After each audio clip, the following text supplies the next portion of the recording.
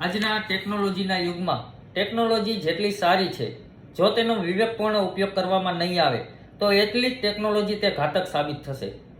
આજે સોશિયલ મીડિયાનો ઉપયોગ મોટાભાગના બધા જ લોકો કરતા હોય છે, જેની અંદર ફેસબુક લઈ લો, ઇન્સ્ટાગ્રામ, શેરચેટ, વોટ્સઅપ, જીમેલ આવા વિવિધ પ્રકારના એકાઉન્ટનો ઉપયોગ કરીને લોકો સોશિયલ મીડિયા દ્વારા પોતાની વાતચીત કરતા હોય છે અથવા તો એકબીજા લોકો સાથે પોતાની વાતની આપ લે કરતા હોય છે. પરંતુ આ જે સોશિયલ મીડિયાના પ્લેટફોર્મ છે, તે પ્લેટફોર્મની અંદર જ્યારે આપણે એકાઉન્ટ ખોલાવતા હોય છે ત્યારે અમુક પ્રકારની ડિટેલ્સ તેઓ માગતા હોય છે, જેની અંદર આપણે જીમેલ ભરતા હોય છે, આપણા મોબાઈલ નંબર લખતા હોય છે, આપણા ઘરનું એડ્રેસ લખતા હોય છીએ, ઘણીવાર તો આપણે બેંક ડિટેલ્સ પણ લખતા હોય છીએ, બેંકના પાસકોડ પણ ઘણીવાર આપણે લખી નાખતા હોય છીએ. આપણને ધ્યાન નથી હોતું કે આપણે શું કરી રહ્યા છીએ, પરંતુ છતાં આપણે એ સોશિયલ મીડિયાના એટલા મોહમાં હોય છીએ કે આપણા બેંકના પાસકોડ પણ આપણે એની અંદર નાખી દેતા હોય છીએ, એડ્રેસ પણ આપણે તેની અંદર નાખી દેતા હોય છીએ. પછી આ ડેટાનો ઉપયોગ કરીને ઘણા બધા લોકો એવા છે, એવી ટોળકી છે કે આ ડેટાને ચોરી કરીને તમને તેની અંદર ફસાવવા માટે ફેક કોલ કરતા હોય છે. અને આ લોકો એટલી હદ સુધી ફેક કોલ કરતા હોય છે કે તને કોઈનો ડર નથી હોતો. તે પોલીસના નામે ફેક કોલ કરે, સીબીઆઈના નામે ફેક કોલ કરે, કોર્ટના નામે પણ ફેક કોલ કરે. હું તમને આજે બધા જ જે સબૂતો છે તેના સાથે વાત કરીશ. આજે મને 2 લોકોના ફોન આવ્યા કે આ અંતર્ગત તમે કંઈ ને કંઈ વાત કરો. એમને અનુભવ થયા, એમને મને ડોક્યુમેન્ટ મોકલ્યા. એ ડોક્યુમેન્ટ પણ હું આપને બતાવીશ કે ડુપ્લિકેટ સીબીઆઈના નામના ડોક્યુમેન્ટ કઈ રીતે ઊભા કરતા હોય છે, કોર્ટના નામના ડોક્યુમેન્ટ કઈ રીતે ઊભા કરતા હોય છે, કોર્ટનો નીચે સ્ટેમ્પ પણ ઊભો કરતા હોય છે. જો આવી ઘટના તમારી સાથે બને તો ગભરાવાની જરૂર નથી. પોલીસને તુરંત જાણ કરો. પોલીસ દ્વારા સાયબર સેલ નામનું એક અલગથી ડિપાર્ટમેન્ટ ચાલે છે. તમે ઓનલાઈન પણ સાયબર સેલની અંદર ફરિયાદ કરી શકો છો. જો કંઈ ન મળે તો 100 નંબર ડાયલ કરીને પણ તમે પોલીસ ફરિયાદ કરી શકો છો. પોલીસ તમારી હેલ્પ કરવા માટે હંમેશા તત્પર હોય છે. પરંતુ જે આ ટોળકી હોય છે કે જે તમને તમારી પાસેથી પૈસા પડાવવા માટે તમને ફેક કોલ કરીને, પોલીસના નામનો પણ ઉપયોગ કરીને, સીબીઆઈના નામનો પણ ઉપયોગ કરીને તમને ફેક કોલ કરતું હોય છે અને પૈસા પડાવવા માટે તમારી પાસેથી વિવિધ પ્રકારની માહિતી માંગતું હોય છે. અને આ એટલો ફેક કોલ રિયલ રીતે એ કરતા હોય છે કે તમે ખરેખર એની અંદર આવી જ જઈએ આપણે, એ રીતનું આમ પોતાનું સ્ટ્રક્ચર હોય છે. આજે એક મિત્ર સાથે વાત થઈ, તેની સાથે આખી ઘટના ઘટી તો તેને મને વર્ણન કર્યું કે આ રીતનું થયું, અને તમે પોતે રેકોર્ડિંગ પણ કરી લીધું છે. એ રેકોર્ડિંગ પણ મને સંભળાવ્યું. હવે હું તમને એ જણાવું કે આ લોકો કઈ રીતે ફ્રોડ કરતા હોય છે. તો આ લોકો જે ફોન કરતા હોય છે આપણને, તો +80 +87 +88 આવા આઈડીનો યુઝ કરીને સૌથી પહેલા +87 આવે, પછી વાંહે મોબાઈલ નંબર હોય, +88 આવે, પાછળ મોબાઈલ નંબર હોય. જેમ કે આપણે ભારતની અંદર +91 હોય અને પાછળ મોબાઈલ નંબર હોય, તો આ +87 +80 આ રીતના નંબર આવે અને પાછળ મોબાઈલ નંબર, એટલે સમજી જવાનું કે કંઈ ને કંઈ ગડબડ છે. આ લોકો ફોન કરીને સૌથી પહેલા કેસેટ બોલતી હોય છે કે તમારું કોઈ પાર્સલ છે તે દિલ્હી કસ્ટમની અંદર સીઝ થયું છે. જોકે તેઓ હિન્દીમાં બોલતી હોય છે કેસેટ, હું તમને ગુજરાતીમાં તેનું ટ્રાન્સલેટ કરીને કહું છું કે તમારું કોઈ પાર્સલ દિલ્હી કસ્ટમની અંદર સીઝ થયું છે. જો તે પાર્સલની વિગત અથવા પાર્સલ તમે છોડાવવા માંગતા હોય તો 1 નંબર ડાયલ કરો. એટલે સ્વાભાવિક છે આપણે 1 નંબર દબાવીએ. 1 નંબર દબાવીએ એટલે સામે કોઈ વ્યક્તિ બોલશે. જેમ કંપનીની અંદર આપણે ફોન કરી અને કંપનીના જે માણસો જે રીતે વાત કરે એ સેમ ટુ સેમ લેંગ્વેજની અંદર સામેથી વ્યક્તિ બોલશે કે સર હું તમારી શું મદદ કરી શકું. એટલે આપણે કહીએ કે આ ફોનની અંદર આ કંઈક પાર્સલ સીઝ થયું છે, શું છે. એ વ્યક્તિ તમને કહેશે કે તમારું અહીં પાર્સલ દિલ્હીની અંદર કસ્ટમના લોકોએ સીઝ કર્યું છે. આ પાર્સલની અંદર તમારા નામથી, એટલે તમારું એ આખું પૂરેપૂરું નામ બોલશે. એમની પાસે બધી ડિટેલ્સ તમારી લઈ લીધી હોય, એને પૂરું નામ બોલશે, તમારું જીમેલ બોલશે, તમારા મોબાઈલ નંબર બોલશે. એટલે તમને કન્ફર્મ થઈ જશે કે હા ખરેખર આ પાર્સલમાં નામ નહીં, એ તો મારું જ છે. પછી કહે છે કે આ પાર્સલ અહીં દિલ્હીથી મલેશિયા છે, દુબઈ છે, ચાઇના છે, કુઆલાલંપુર છે, આવા અનેક દેશોના એ નામ, કોઈ પણ એક દેશનું નામ લેશે અને કહેશે કે તમારું પાર્સલ અહીં દિલ્હીથી ત્યાં જવા રવાના થયું હતું, પરંતુ કસ્ટમ વાળાએ સીઝ કર્યું છે. એટલે આપણે કહેશું કે મેં તો એવું કોઈ પાર્સલ મોકલ્યું જ નથી. તો એ કહેશે કે પાર્સલ ઉપર તમારું નામ છે, તો આપણે કહેશું કે ના ના મારું કોઈ પાર્સલ જ નથી. તો એ કહેશે કે પાર્સલની અંદરથી એમડી ડ્રગ્સ, જાલી પાસપોર્ટ, જાલી સિમ કાર્ડ, જાલી એટીએમ કાર્ડ, આવા અનેક નામોના ઉલ્લેખ કરીને એ કહેશે કે આ પાર્સલની અંદરથી આવી વસ્તુ નીકળી છે. તો તમે પાર્સલ નથી મોકલ્યું તો વિચારો તમારા સિવાય તમારા નામથી કોણ પાર્સલ મોકલી શકે? એટલે સ્વાભાવિક છે આપણે વિચારમાં પડી જઈએ અને કહીએ કે ના ના મેં મોકલ્યું નથી, મારા નામથી કોને મોકલ્યું મને ખબર નથી.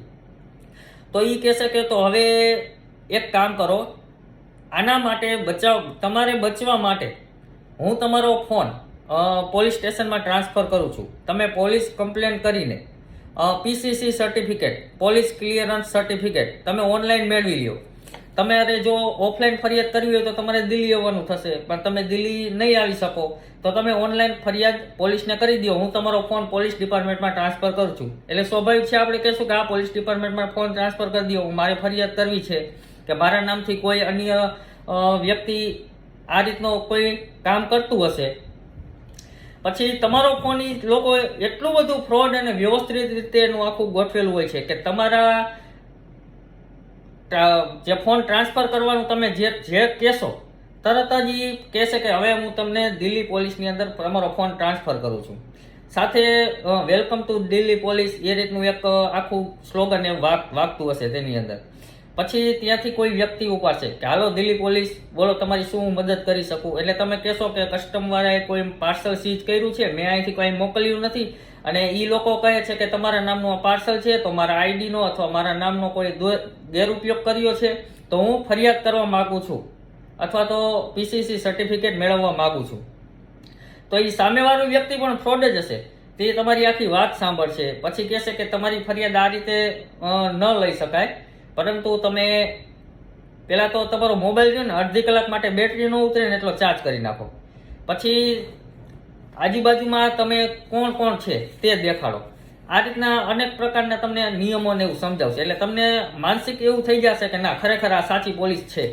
તમને જોકે એ એટલું બધું આમ લેવલે હોય છે કે આપણને વિચાર ન આવે કે આ ડુપ્લિકેટ પોલીસ હશે. એટલે આપણે એકદમ સેફ થઈ જાય, ચાલો પોલીસ સાથે વાત થાય છે ને હું ફરિયાદ નોંધાવી દઈશ કે મારા નામનો કોઈ ગેરઉપયોગ કર્યો છે.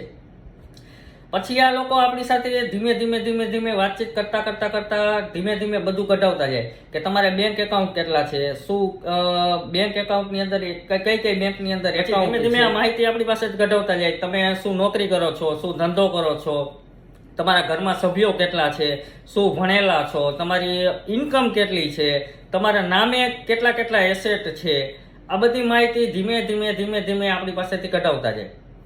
આપણને એકદમ રિયલ પોલીસ જ લાગે અને આપણે ફટાફટ આપણા નામે કોઈ ગેરઉપયોગ કર્યો છે એટલે બીકની અંદર આપણું બધી વસ્તુ આપણે એને કહી દેતા હોય છે. આ માહિતી મેળવીને તેઓ પછી શું કરશે, હવે કહેશે કે અમારા જે મુખ્ય સાહેબ છે એ હવે તમારી સાથે વાત કરશે. હવે આ પાર્સલની અંદર આવો ડ્રગ્સ ને એવું બધું નીકળ્યું છે તો તમે સમજી શકો કે કેવડો મોટો ગુનો લાગે. તો આ ગુનો તમારા ઉપર ન લાગે અને તમારા બચાવ માટે અમારા મુખ્ય જે સાહેબ છે તે તમારી સાથે વાત કરશે. પછી તે ફોન એના સાહેબને ટ્રાન્સફર કરે. પછી જે સાહેબ હોય તે કોઈ પણ એક હોદ્દાનું નામ લે કે હું સીબીઆઈ ચીફ બોલું છું, કે હું સીબીઆઈમાંથી આ વ્યક્તિ બોલું છું, કે પોલીસ કમિશનર બોલું છું, કે એસપી સાહેબ બોલું છું. આ રીતના મોટા મોટા હોદ્દાનો ઉપયોગ કરીને એ તમારી સાથે વાત કરે અને કહે કે તમે ગભરાતા નહીં, તમારા નામનો ઉપયોગ કર્યો છે બરોબર, તો તમને આમાંથી બહાર કાઢવામાં આવશે.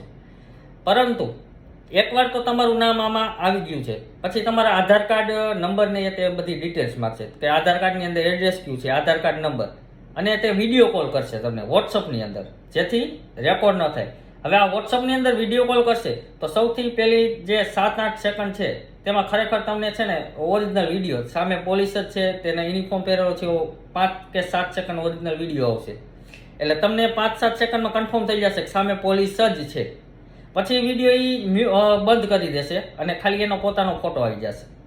પછી તમારી સાથે વિડીયો કોલમાં વાતચીત કરશે. પછી કહે છે કે આજુબાજુનું પહેલા વાતાવરણ દેખાડો, હવે અંદર કોઈ તમારી આજુબાજુ કોઈ આવવું ન જોઈએ, આ રીતની બધી વાતચીત કરશે.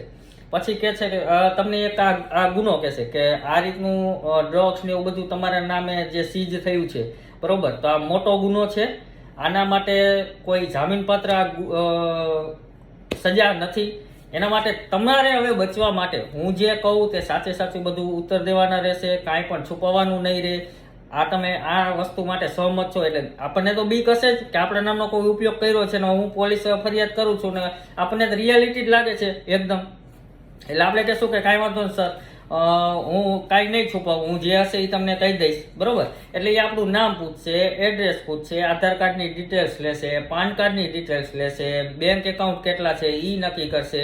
પછી શેર માર્કેટની અંદર આપણે કાંઈ રોકાણ કરી છે કે નહીં, તેમાં પ્રોફિટમાં ચાલી છે કે લોસમાં ચાલી છે એ પણ આપણને જાણવાની કોશિશ કરશે. આપણા નામના એસેટ કેટલા છે એ જાણવાની કોશિશ કરશે, જમીન કેટલી છે એ જાણવાની કોશિશ કરશે.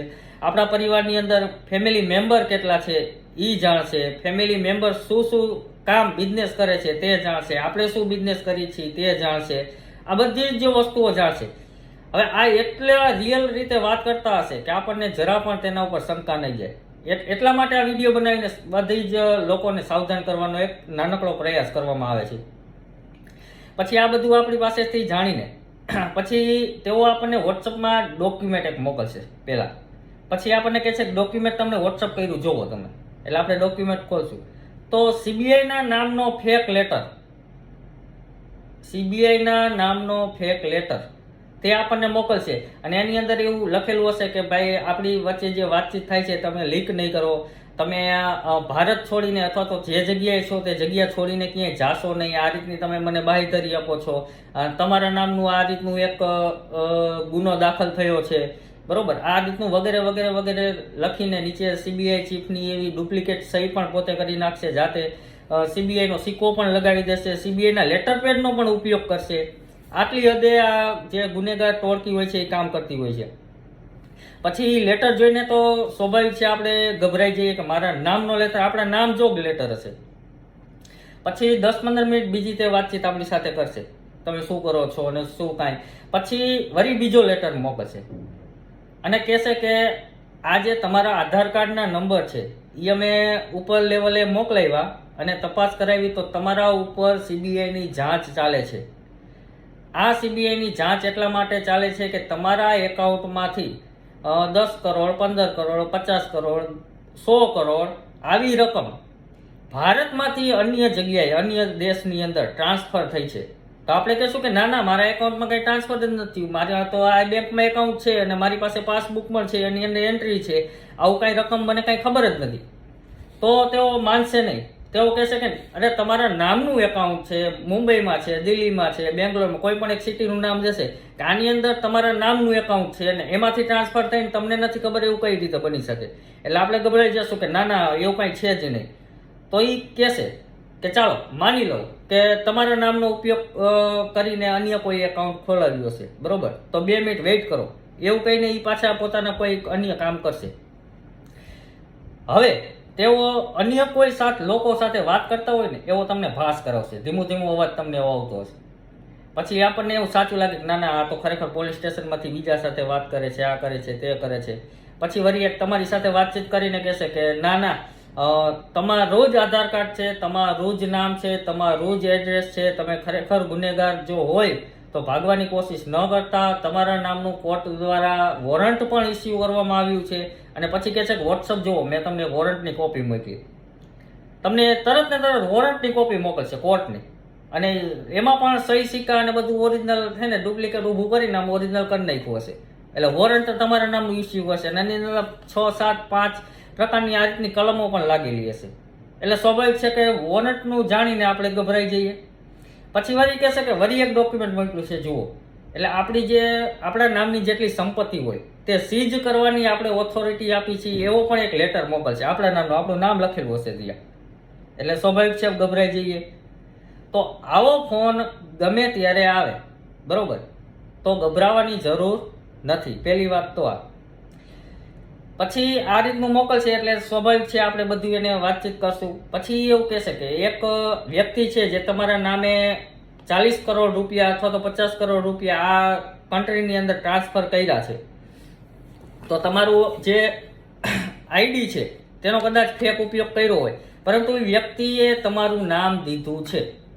આવું ચોખ્ખું જ કહેશે કે જે વ્યક્તિ ઉપર સીબીઆઈની તપાસ ચાલતી હતી એ વ્યક્તિને પકડવામાં આવ્યો છે અને તમારું જ નામ એ વ્યક્તિએ આપ્યું છે. હવે એ વ્યક્તિ સાચો કે તમે સાચા તે કોર્ટમાં સાબિત કરજો, તમને અરેસ્ટ કરવામાં આવશે.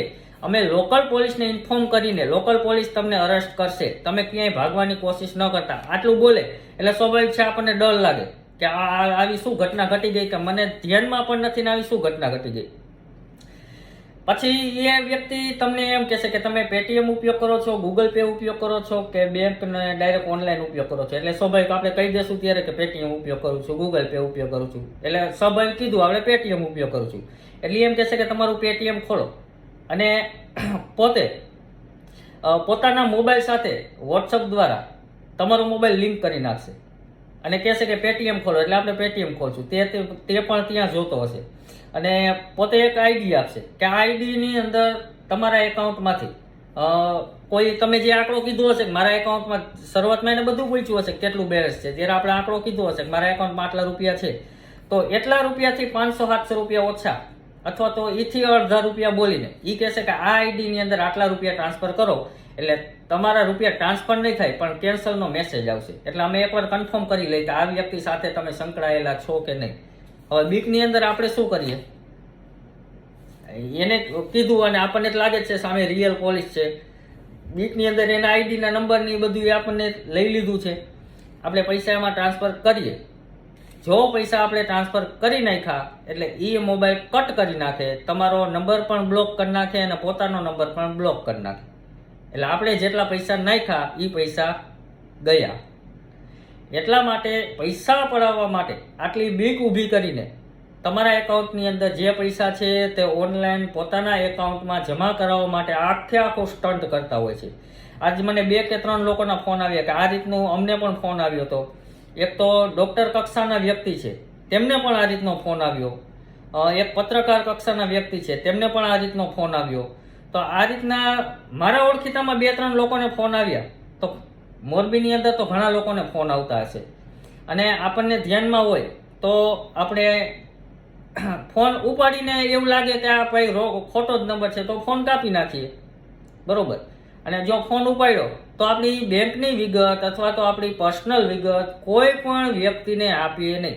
આપણે ફોનમાં ખાલી એટલું જ કહેવાનું રહે કે જે કાંઈ ઘટના હોય એ મારા મોરબી અથવા તો આજુબાજુમાં જે ગામની અંદર આપણે રહેતા હોય ત્યાં લોકલ પોલીસ સ્ટેશને જઈને હું બધી જ માહિતી આપીને હું કેસ કરીશ, બરોબર. અને લોકલ પોલીસ મારી પાસે જે માહિતી આપશે તે હું બધી જ માહિતી આપવા માટે તૈયાર છું, પરંતુ ફોન ઉપર આવી કોઈ પણ પ્રકારની માહિતી આપવા માટે તૈયાર નથી. અને પહેલી વસ્તુ, આ રીતનો ફોન આવે તો ઓનલાઈન એકવાર તો કમ્પ્લેન આપણે પહેલાં શરૂઆતમાં કરી જ દેવાની. ઓનલાઈન કમ્પ્લેન થઈ ગઈ એટલે આપણી પાસે એક પ્રૂફ થઈ ગયું કે આ તારીખે આ સમયે મારી પાસે ફોન આવ્યો હતો મેં ઓનલાઈન એ સમયે કમ્પ્લેન કરી નાખી. કારણ કે આ ટોટકી જો આપણું નામ, જીમેલ, મોબાઈલ નંબર, બેંકનું ખાતું ક્યાં છે એ બધું જો જાણી શકતા હોય તો ઘણીવાર આપણા નામે ફ્રોડ હકીકતમાં પણ કરી શકતા હોય. તો આવું ક્યારેય પણ કોઈ પણનો ફોન આવે તો ફોન સૌ પ્રથમ તો ઉપાડવાનો નહીં, અથવા ફોન ઉપાડ્યો અને આપણને શંકાસ્પદ લાગે તો ફોન કાપી નાખવાનો, ફોન બ્લોકમાં નાખી દેવાનો. અને પોલીસને જાણ 100 નંબરમાં પોલીસને એકવાર જાણ કરી દેવાની કે આ રીતનો આ નંબરમાંથી મને અત્યારે હાલમાં આ રીતનો ફોન આવ્યો હતો. તો આ એક લોક જાગૃતિ આવે અને સોશિયલ મીડિયાના આજના ઉપયોગની અંદર કોઈ સામાન્ય માણસ ફસાઈ ન જાય અને આવી જે ચોર કંપની હોય તેના ઓલાની અંદર આવી ન જાય તેના માટે જાગૃતિ માટે આજે એક વિડીયો આપની સમક્ષ રજૂ કર્યો છે.